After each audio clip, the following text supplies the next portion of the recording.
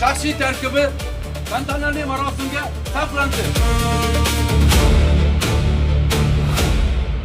Litva Ishonqulov diplom olishga yetib keldi.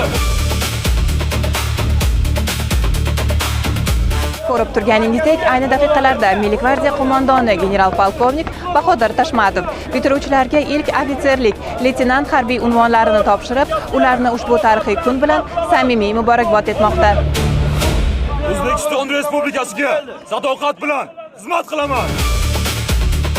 To'g'risi hayajondaman. Keyingi faoliyatimni Milliy gvardiya saflarida davom ettiraman va bundan faxrlanaman. Hayajondaman. O'g'lim vatan xizmatida bo'lishidan faxrlanaman. Men ichki ishlar tizimiga ketsam-da, lekin O'zbekiston Respublikasi Milliy gvardiyasi Jamoat xavfsizligi universitetidan o'qiganimdan faxrlanaman. Bu mashaqqatlar menimcha bular uchun shirin mashaqqatlar. Yoshlikdan havas qilganman. Bu yerda meni opam turibdi. Men katta bo'lsam, opamga o'xshab harbiy bo'laman. Gvardiyachi bo'laman, vatanni himoya qilaman.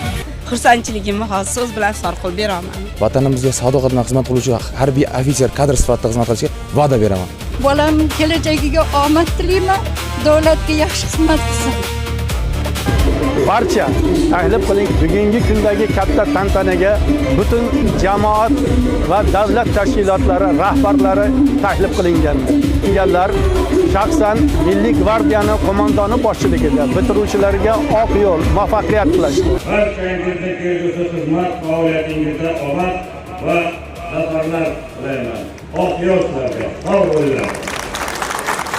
4 yil davomida ingliz, rus va turk tillarini mukammal o'rganib chiqdim. Bir kunni oqlab yuraversin.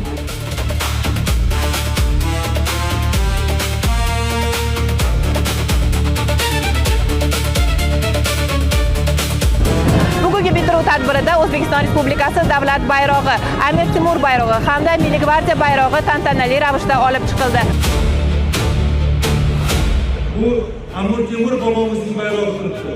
Bu bayroq hech qachon yerga tushmagan va har doim g'oliblik timsoli bo'lgan. Va xuddi shunday o'rtada markazda turgan O'zbekiston Respublikasi bayrog'i ham xuddi bobokalonimiz Amir Temur bayrog'i kabi hech qachon yerga tushmaydi. Chunki chap tarafda turgan Milliy gvardiya bayrog'i bu bayroqni hech qachon hech kimga yerga tushirishga aslo yo'l qo'ymaydi.